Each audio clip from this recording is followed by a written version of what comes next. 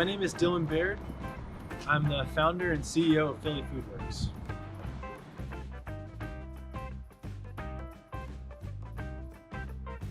Growing up, my family was, we ate a lot of vegetables. Cooking was, both my parents were working, but we always made sure to have meals together as a family. There was a farmer in our neighborhood. I live right outside of DC, Washington, DC, but there was a farmer who was farming about 2 hours away who lived in our neighborhood. And so he would bring produce back to the house, and my family, we would go up and buy produce from him. And so I think, like, growing up, I had this attachment to food and what it meant as far as to my family and eating together and eating, delicious, and nutrient-dense food that makes you feel better. So it's no surprise, here I am running a food business, right? I went to Temple back in like 2009 and got really interested in urban agriculture. And I started working with a nonprofit named Urban Tree Connection. We started a farm at 53rd and Wyalusing, just south of Girard, 2 blocks south of Girard. Not only was the farm going to be a place where people could get fresh produce, but we started a farmer's market. Neighbors would come out, other people would come out and vend arts and crafts. People it's a place for people to hang out, share stories, hear what's going on. We had cooking classes, and there's really, I truly believe that food is our connection to ourselves, to our community, to our past, to our future, to the land. And I think that any interaction that's happening over food is an important interaction.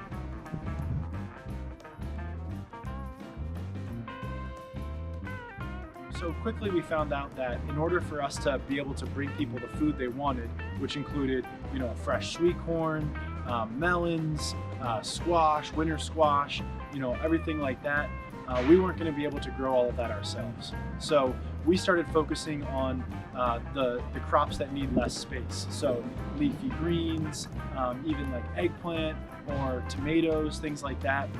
And then we started buying in that other product from farmers out in Lancaster. I met a guy named Ruben Reel. He's an Amish gentleman. I was taking over a farmer's market for him, and we started talking, and we kind of come to this moment where he's saying how hard it is to sell his crops. And I'm saying, well, I have no problem selling the crops, but for me, it's hard, the production side is my challenge. And he's like, well, Dylan, I got land, producing produce is not my issue. And so we decided the next season that I would run farmers markets, I would sell food in the neighborhood, and then I'd also start a CSA program in which people could sign up to get a box of vegetables every week of the season. And we would deliver that all over the city.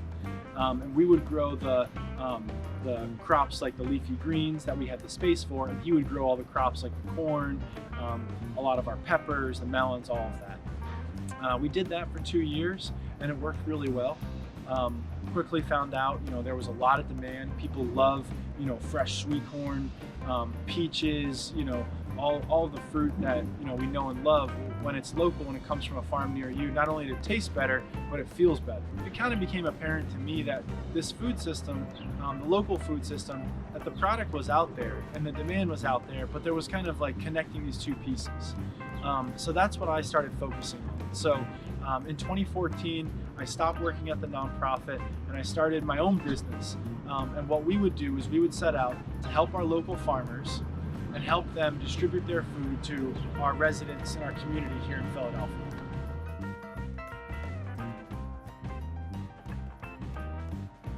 When I started Philly Foodworks, I didn't realize I was starting a local food hub. Come to find out, there's a lot of people trying to do similar work that I was doing, had the same idea. And the basic premise is what I outlined of why we got our start. Farmers need outlets, consumers can't buy the product. Now, to take a step back, let's talk a little bit about the supply chain within the conventional food system. So take something like tomatoes. 99% of the tomatoes that are consumed in this country are grown by like 200 companies in California or something like that. Maybe there's some in Florida too. And those are huge multinational companies. They're owned by investors on Wall Street. There isn't an interest, or very seldomly is there an interest in how the crops are grown, care for the land. The products are bred to be able to be shipped thousands of miles, sit in storage for months at a time. No one's thinking about taste or the nutrient quality of that produce. So these farms, the farmers are hired labor. They're treated very poorly in most cases. They're exposed to high use of pesticides, things like that. Imagine a field with 1,000 people for 14 hours a day picking a crop as fast as they can. And then all of that product then gets loaded up into big trucks. It gets sent to pack houses. And then at the pack houses, it then enters the market for conventional produce. So it's then getting shipped all over the world. There's huge companies that run that shipping, and then they're sending it to places like the Philadelphia wholesale market. And then the product goes to the Philadelphia wholesale market. At this point, this product has probably touched the hands of 10 different companies. And who knows, and the connection to that product has been lost. That food is then bought by local distributors. They then sell that food either directly to grocery stores or to another distributor. And there's no connection between where the food is grown and who's eating the food. So the idea of a food hub is we're going to work directly with a farmer, or maybe it's a group of farmers. We're going to buy their product. We're going to, maybe we'll have another company go pick it up, but we basically know where that product is at all times. We'll bring it into our warehouse, and then we'll distribute that directly to our customers. So one thing we realize is that our local farmers need support. So we support our farmers by helping them with the trucking. So our farmers will bring their product to a central point in their neighborhood. So maybe 10 farms are bringing it to one person's house. They're putting it in the barn. And then we have a truck that will then pick up that produce and bring it into our warehouse. So that's a big way we help farmers. Another way is with pre-season crop planting. So traditionally, someone in my position will tell every farmer to grow as much of a certain crop as possible. Grow all of the peppers you can, whatever it is. And then when those peppers come in, they'll go around and say, hey, I can get it from Steve for 10 cents, 10 cents less. Jane will sell it to me 10 cents less than that. And they push the prices down to farmers. We don't think that's good. We think that that's exploiting, people who we care about.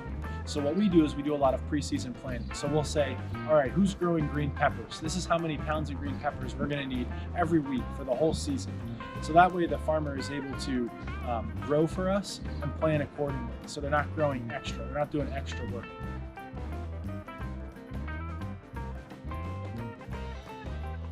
We also will have demands from our customers. We want baby Mizuna. We want a special kind of eggplant. We want a special kind of tomato. We'll then pass that information on to the farmers, help them find the seeds, and they might need help growing a crop they haven't grown before. Our produce buyer has 10 years of farming experience, so he's able to help on the technical side. This is part of what really differentiates us, what really makes us different. It's our competitive advantage. No one in this city selling produce has the type of produce that I have. This comes after long years of relationships. It comes from care of the farmers who are growing the produce, and it comes from an investment in figuring out what the customers want. So how do we get the food to people? Well, we run a home delivery system, and we also have pickup sites. Pickup sites might be a neighbor's porch, it could be a local coffee shop, it could be a school. We'll drop off 10, 20, 30 orders to one place, and then people will go to that pickup site to pick up those items. We currently have over 50 pickup sites. We also deliver directly to people's doors. As you'll see, I'm standing in front of one of our delivery vehicles. So 8 refrigerated sprinter vans like this. We've also got a minivan and a 12-foot refrigerated box truck. We deliver all over the city of Philadelphia, including a 15-mile radius of the city. So what does that mean? That means we're going to southern Jersey. That means we're going to the far northeast. That means that we're going out to Paoli, Malvern, as far out as Westchester, and down into Swarthmore, Media, Glen Mills. So that's how we distribute it, but how do our customers buy it? Our customers buy the items through an online market. They can pick out whatever they want from the market, or they can sign up for a or they can sign up for a subscription, like maybe eggs every week, a small produce box every other week, etc., etc.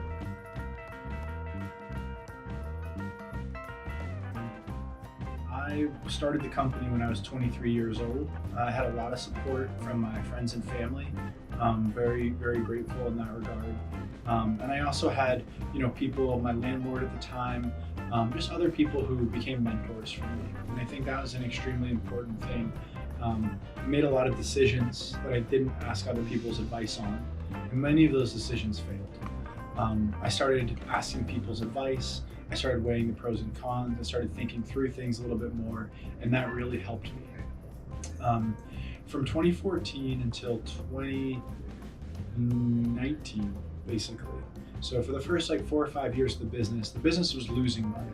The year of 2014 was a crazy year. I mean, probably for the first 2 months that I started the company, I was sleeping, 2 hours a night. I would, wake up. I was sleeping at the warehouse, and I'd wake up at 4 in the morning. I'd be packing boxes. Then I'd go out and deliver boxes. Then I'd have to come in at night, and I'd have to answer customer emails. I'd have to work on, setting up our financial books, doing our marketing, everything like that. So it took a lot of effort. I will say I really encourage people, if you're thinking about starting your own business, do something you love. I love food, I love people, and so connecting people with their food and supporting our local producers and bringing their products to customers is something I'm very passionate about. So putting in a 20-hour day, I could do it. When we started out, it was, we got a lot of friends to help us pack boxes. We started hiring people, anybody who we figured needed a job. It was very disorganized. By 2019, the end of 2019, we had a great team. There was 12 of us there. And then COVID came, and the pandemic came. And, my friends used to make fun of me, oh yeah, Dylan, Veggie Man D, oh yeah, what produce you got this week, whatever. And all of a sudden there's a national pandemic and no one can get food, and everyone's worried about where their food is coming from, and everyone wants food delivered to their door. And guess who's selling vegetables and bringing them right to your door, The company grew 400% in 2020. We now have almost 60 employees. And we're one of the largest local food businesses in our area.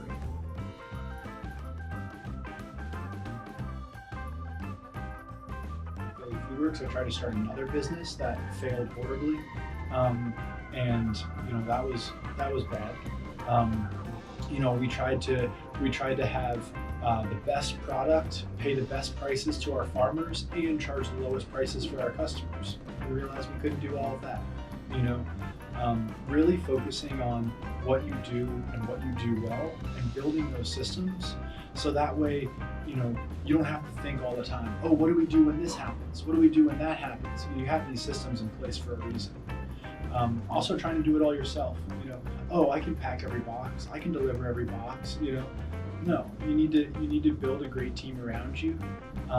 You need to recognize that you're only as good as the people around you, and you need to be able to delegate and give people other responsibilities, and help them to grow and learn and do things that they never thought that they were capable of either.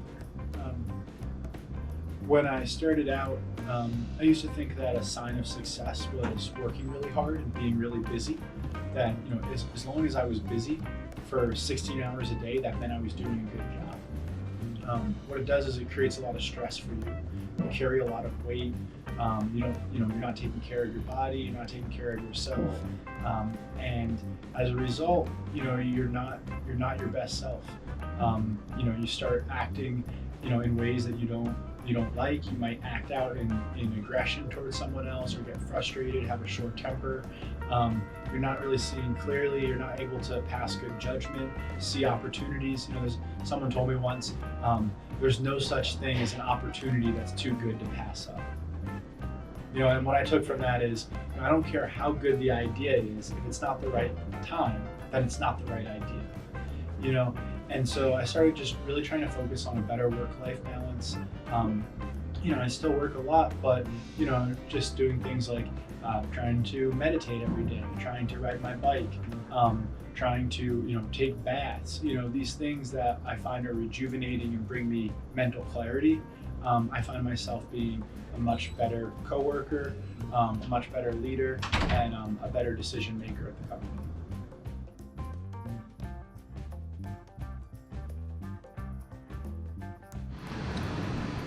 So when I started Philly Foodworks in 2014, we were working out of the Share Food program up at 29th and Hunting Park.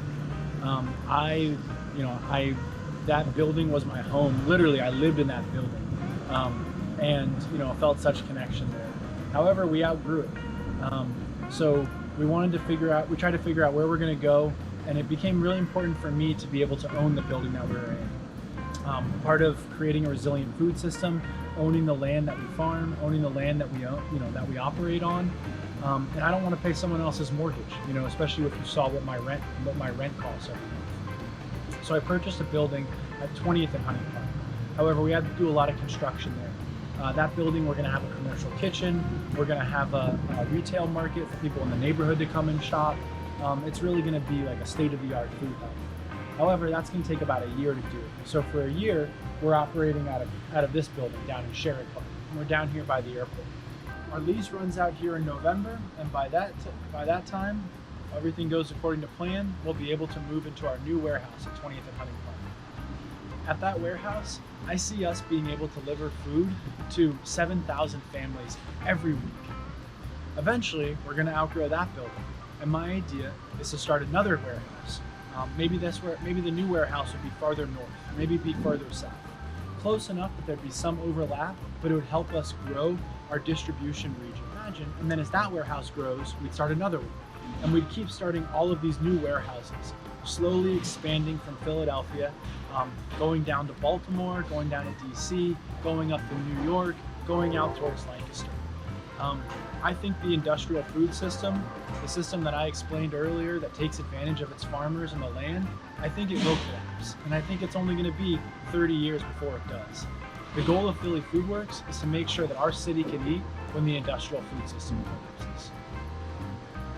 Thanks for joining us. Thanks for tuning in. Thanks for listening. Thanks for learning. Thanks for checking out my warehouse and hearing about how our operations work. I wish you all the best in your endeavors.